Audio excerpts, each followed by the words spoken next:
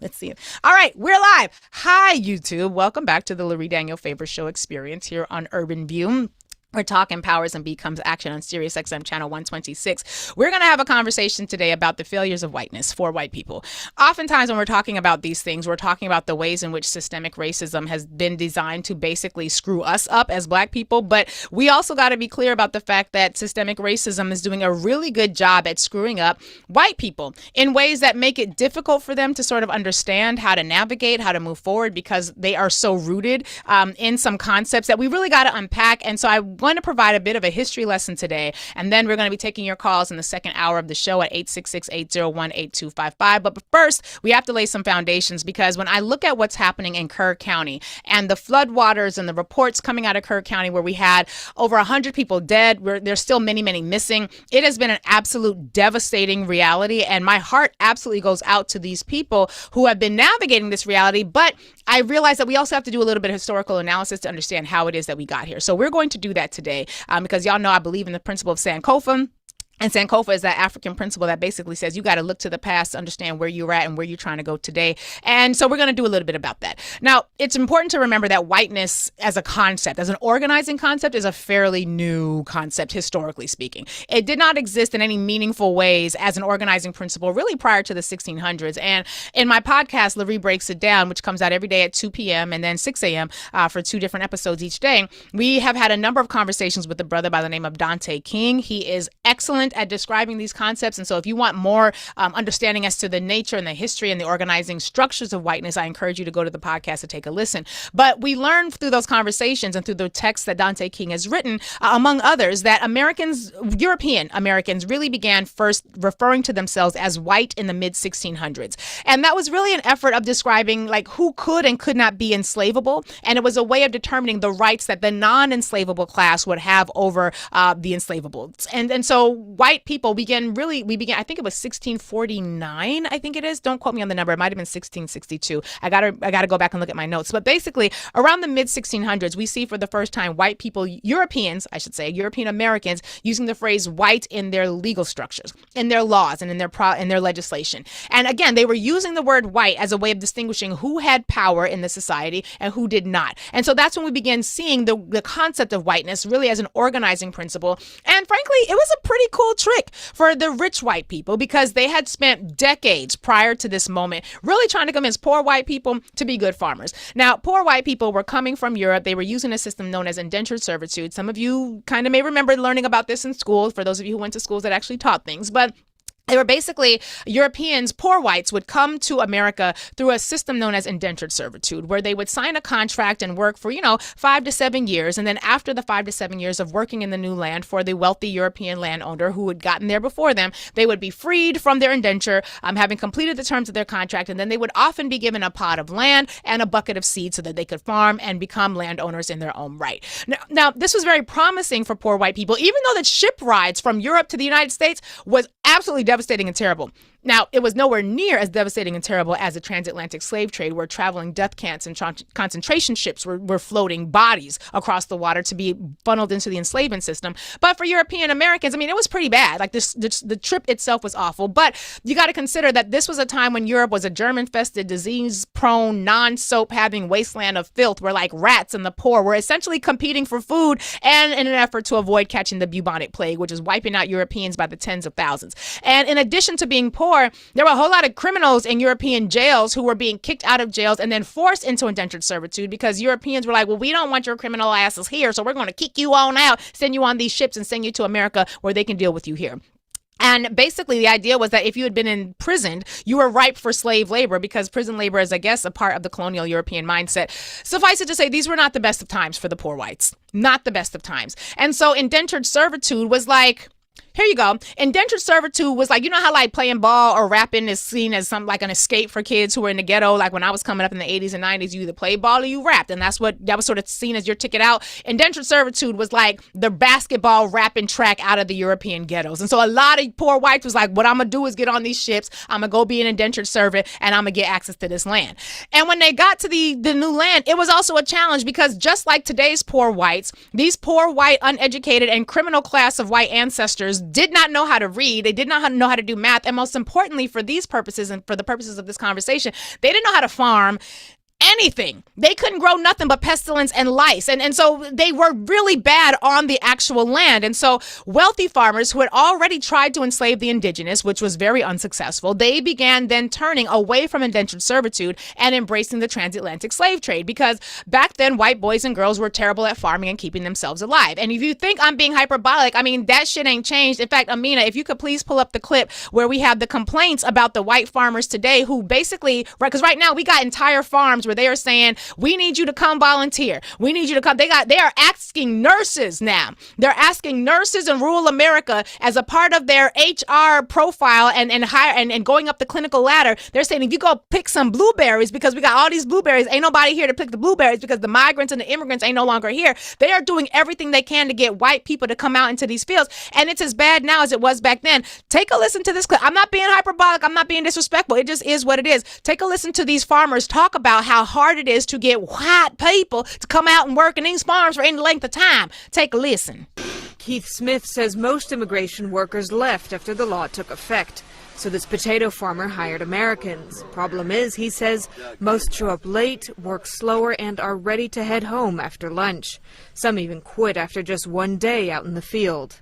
There's a Hispanic man that works for us, and I say, he's 52, and he'll make anywhere from $70 to $100 a day.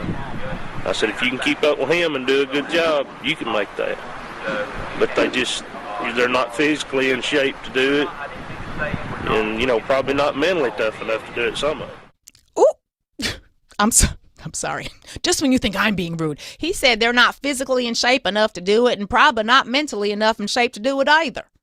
Which means that the poor whites who were trying to be in part of the indentured servitude reality during the enslavement era are the ancestors of the poor whites today who are just terribly unsuited for actual hard work, either physically or mentally. I didn't say it. The white farmer said it. It's just a quote. I'm just telling you what the man said. So basically, it was challenging for white wealthy farmers to rely on poor whites in any meaningful way.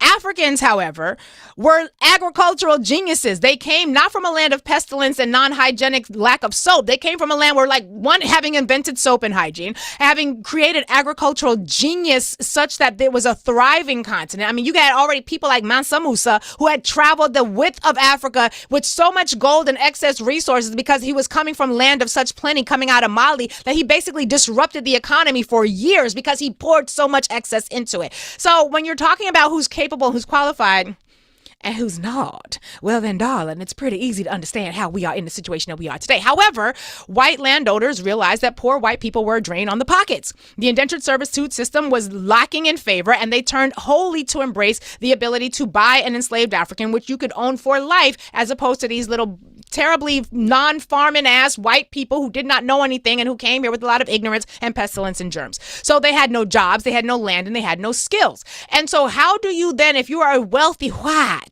how do you then invest in a system of free labor where you're going to be able to go out and buy any African that you want and then keep these poor whites from organizing against you?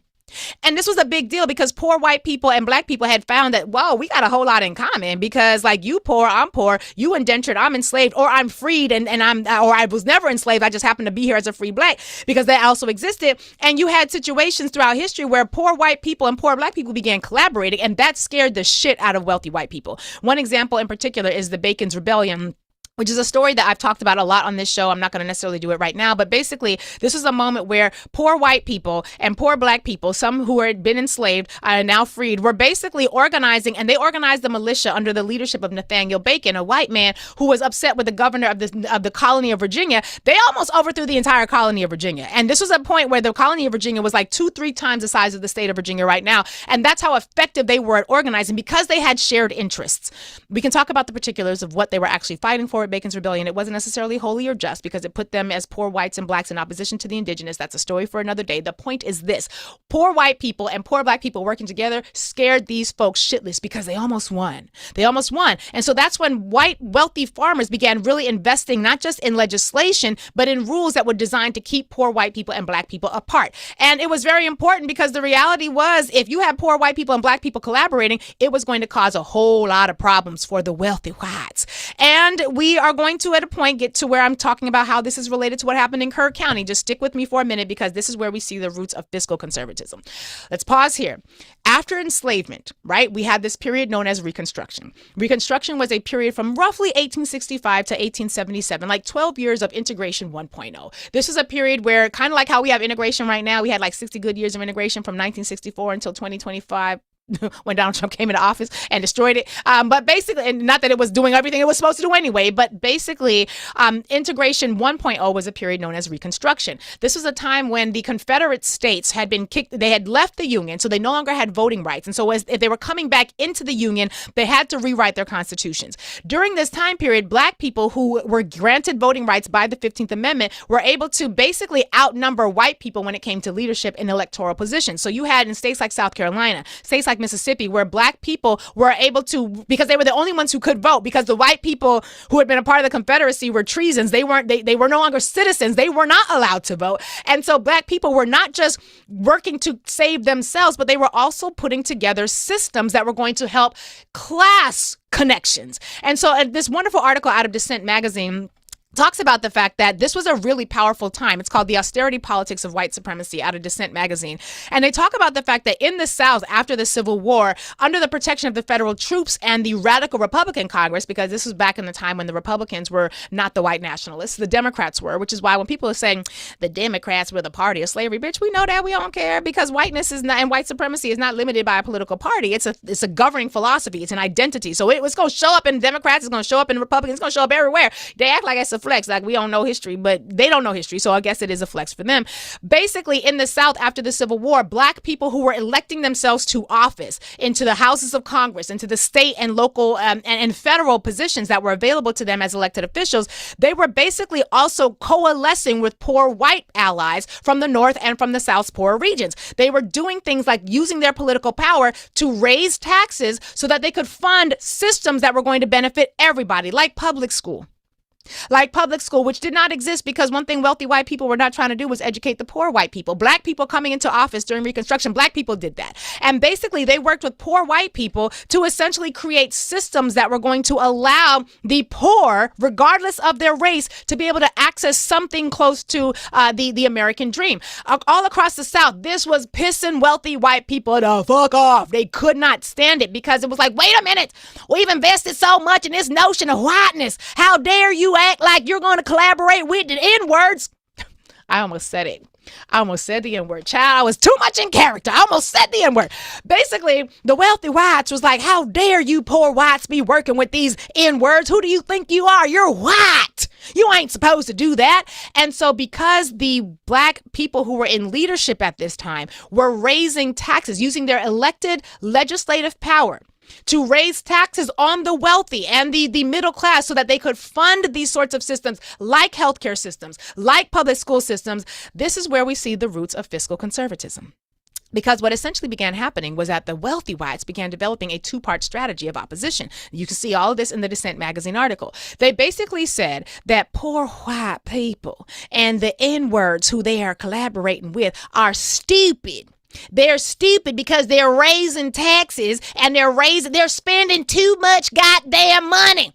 They're not fiscally conservative. And so when wealthy white people saw that poor white people and poor Black people were using this newfound political power to fix bridges, to fix roads, to provide for schools, to create and cultivate healthcare systems, they basically identified that sort of taxing and spending as ignorant Black people shit. And that if you were really a white person who was in alignment with white identity, you were going to be one of the people who were a fiscal conservative. Because one thing we cannot do is put taxes on the people who can afford to pay the taxes to pay for the people who can't. That's communism. This is before communism became a real fear in the society. So basically, the people who were in opposition to Integration 1.0 painted themselves as respectable whites who were fiscally conservative. And that means we don't spend money on needless things for society. If you need something from society, you are obviously not a successful white, because a successful white can meet their own goddamn needs. They don't need anything from society. They can have private schools. They can have tutors to come to their house. They don't need a societal safety net. And so the roots of fiscal conservatism really are in the roots of destroying Reconstruction, which is in the roots of birthing Jim Crow. And that gets us to Kerr County, Texas. I know y'all thought it was going to take me longer to get there, but here we are. Or some of you thought I'd get there quicker, whatever. Just follow along. Essentially, what was happening after Reconstruction is they would have these conventions known as taxpayer conventions, a sense of pride in fighting against taxes, a sense of racial pride that says only the Negroes, only the N-words want to tax and spend. Only the people who are in line with those N-words who really should be enslaved on our plantation, they're the ones who want to tax and spend. So anyone who is in alignment with this idea that we will use taxes across the broader population to support resources and a social safety net, you're an N-word lover. That got started in Reconstruction. That's not new. This is a Reconstruction era approach to redefining what whiteness was going to look like. And so when I began reading about what was happening in Kerr County, I was reminded of what W.E.B. Du Bois discussed in his book, Black Reconstruction in America, also cited in this article from Dissent, where he says that, quote, the fact that poor men were ruling and taxing rich men was the center of the corruption charge made by wealthy Southern whites against the Reconstruction governments. Basically, W.B. Du Bois was talking about the fact that they said essentially to tax rich people, to make them pay for things that poor people cannot get on their own, it's corruption. It's corruption. This is where we get the roots of today's fiscal conservatism. Now, what does this have to do with Kerr County and the fact that over 100 people have died in these flood waters, and the fact that we now learned in the aftermath that they didn't have the warning systems that they needed? They knew that they just had another deadly ass flood in 1987. They've had repeated deadly ass floods in this community and have tried, the white people in Kerr County have tried to get access to government funding to pay for a warning system, something that was going to allow them to be able to have access to the resources to know when the flood waters of the river were rising, because the Guadalupe River, and the irony of the name of this river, considering what's happening in this country today, the Guadalupe River, seriously. Moving on. They knew that they needed a warning system. They had submitted multiple applications to the state of Texas for a warning system. They had been rejected on a whole host of reasons. And what we learned from this article, and this is an article from the Texas Tribune, and the article is entitled, Did Fiscal Conservatism, hold on, let me get the title of the article, because we got to make sure y'all got the citations. We want to be educated in this space. Yes, here we go. Did fiscal conservatism block plans for a new flood warning system in Kerr County? The answer is largely yes. And so what we learned in this article is that when it came time to pay for the installation of a warning system that multiple previous floods had clearly demonstrated, previous deadly floods had clearly demonstrated that they were going to need, there was some fiscal conservatism that worked against their best interests. According to the report, quote, in the week after the tragic July 4th flooding in Kerr County, the same day that the Republicans at the federal level were celebrating the passage of the big bitch ass bill, which was going to undermine any of the state's ability to do any of this for themselves anyway. But in the week after that tragedy, several officials have blamed taxpayer pressure as the reason flood warning sirens were never installed along the Guadalupe River. The public reeled at the cost, said Kerr County Judge Rob Kelly. He told reporters after the rain pushed the river up 32 feet, resulting in 100 deaths in the county as of Thursday. A community that, quote, overwhelmingly voted for President Donald Trump in 2016, 2020, and 2024. Kerr County constructed an economic engine along the allure of the Guadalupe River. Government leaders acknowledged the need for more disaster mitigation, including a $1 million flood warning system that would better alert the public to emergencies to sustain that growth. But they were hamstrung by a small, tight-fisted tax base.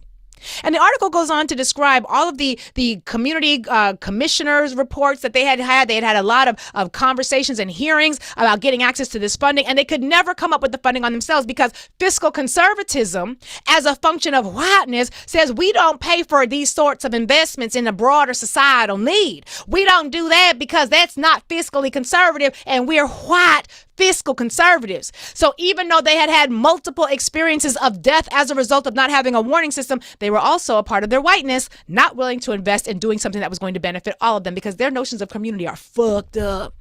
They ain't got no NIA. The collective, where in Kwanzaa, we understand NIA, the collective vocation is to the development and the restoration of our people. They don't have that. They have selfish, rugged individualism.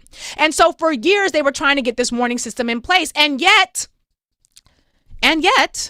when President Joseph Robinette Biden came into office and the Democrats passed the American Rescue Plan, Kerr County in 2021 didn't get the $970,000 grant that they had requested before. They didn't get the $1 million grant that they had requested multiple times. They got offered a $10.2 million windfall.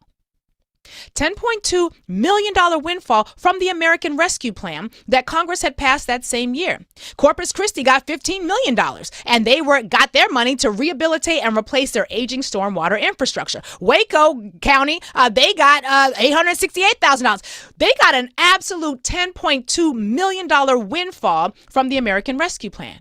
And what was so interesting to me was that we had these people who then, upon hearing that they were getting access to this money, who had asked and requested that they were going to get the ability to be able to invest in their warning system because they had so many people die before.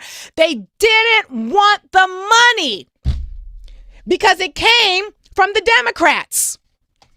They didn't want the money because it came from Joseph Biden and the Democrats, but they didn't want to give the money back because they were told that if they give the money back, the money was going to go to the Democrats. And so they went and they stood up in court. They had hearings about what to do with the $10.2 million fucking dollars that the Democrats was going to give to them so they could invest in this system that would have saved the lives of 27 little white girls who was from the Christian community. And they stood up in this hearing. Amina, do we have the clip of the hearing? Y'all listen to this. I was trying to find the video so you could see it. I can't find it. Just take a listen to the conversations that these people had as they testified about what they did not want to use the money for. Take a listen. We do not want more of Biden's mandates attached to keeping Biden's money. But these people are communists. They hate America. They're teaching it in our schools. They're invading the border as we speak. I don't think we should take any money from the federal government because they can't be trusted. Now, we don't need these funds here. We've done just fine.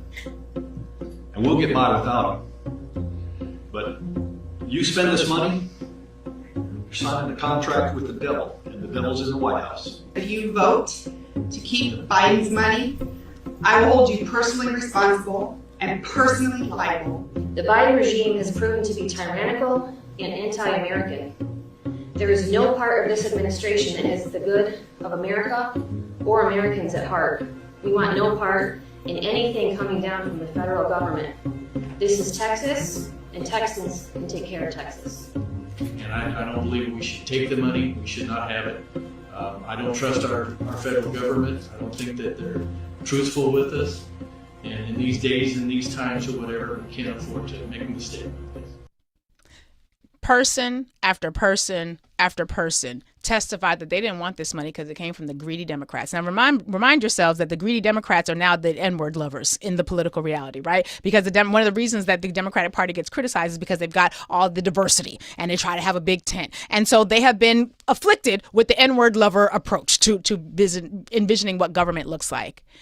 And you hear person after person after person in that video. And there are multiple of these now. There are multiple reports talking about how they needed the money, they needed the money, they needed the money until it was coming from the N-words. Until it was coming from the party of the N-word lovers. Then they didn't want that dirty money. They send it back to the Democrats to do what they want. Oh, wait, I'm sorry. That part's wrong. They didn't want to send the money back to the federal government because they were told by Senator John Cornyn, according to this report, who I believe is up for re-election soon. They were told by Senator John Cornyn that if they gave the money back, the money was going to go to the blue states. And they didn't want that because that would mean the blue states would be able to take that evil Biden money and spend it on what they wanted to spend it to, probably some woke DEI or some other form of justice for the blacks. So they kept the money. They kept the money. They didn't, however, use it to fund their flood warning system. No, a flood warning system that they had requested more than 24 times for help with since 2016. That's not what they spent the money for. No, they spent the money on policing. They spent the money on policing. In fact, one of the residents say in their report, in their testimony, I'm here to ask this court today to send this money back to the Biden administration, which I consider to be one of the most criminal, treasonous communist governments to ever hold the White House. And this is somebody who wanted the money to go back. But other people were like, we don't want this money to be sent back. We don't want to be bought and sold by the federal government. Thank you very much. And so they kept the money. They kept the money. They said, according to Mr. Kelly, he says, as far as where that money sits for the next year or two, my old law partner, John Cornyn, tells me if we send it back, it's going to go to New Jersey or it's going to go to New York or God forbid, California. The God forbid was my part. He says, and so I don't know if I'd rather be the custodian of the money until we decide what we have to do with it rather than giving it back to the government to spend on values that we in Kerr County don't agree with. Do you care about your dead kids, Kerr County? Do you care about them 27 little white girls who died because y'all decided, instead of using the money for what it was for, a demonstrated need that you had been asking the states for the money. But when the money came from the greedy Democrats, from the black loving woke DEI Democrats, more money than the state of Texas had ever considered giving you before, you said, God damn it, we don't want your help. We're going to keep your money though, because we don't want you to help anybody else, because we're greedy, evil motherfuckers. And so instead of using that money to invest in keeping our community safe, we're going to spend it on policing. We're going to raise salaries for the police. Did those raised salaries help with the warning systems that y'all needed? Did the extra boots on the ground in terms of the cars and the weapons that you now have in your little bitty old county of less than 60,000 people, did that help you with the rescue efforts? Nope. You know who did help you with the rescue efforts? The Mexicans. The Mexicans who got in boats and crossed the river didn't have permission to be here, but they sure had the capacity to save your lives. Lives that you were willing to sacrifice because the money came from the evil, dirty Democrats. In fact, what we learned is that the contracts, they took $7 million in ARPA funds. They spent it on public safety radio communications for the sheriff's department. I don't know if that was useful during the flood waters rising 32 feet. They spent community fire services. They had community needs that they basically didn't meet. And they spent $1 million on sheriff's employees for stipends and raises. Did that help y'all get boats out quicker? I don't know. How much time we got left, Amina? We got 30 seconds. They spent another $600,000 on additional county positions. So you gave wealthy white people and institutions in your society more money. You did not invest in the warning systems that you needed, because that would not be fiscally conservative. I suspect perhaps you should have saved some of those funds to cover the funeral costs of the lives that you lost, because your own inability to think in terms of community ended up being what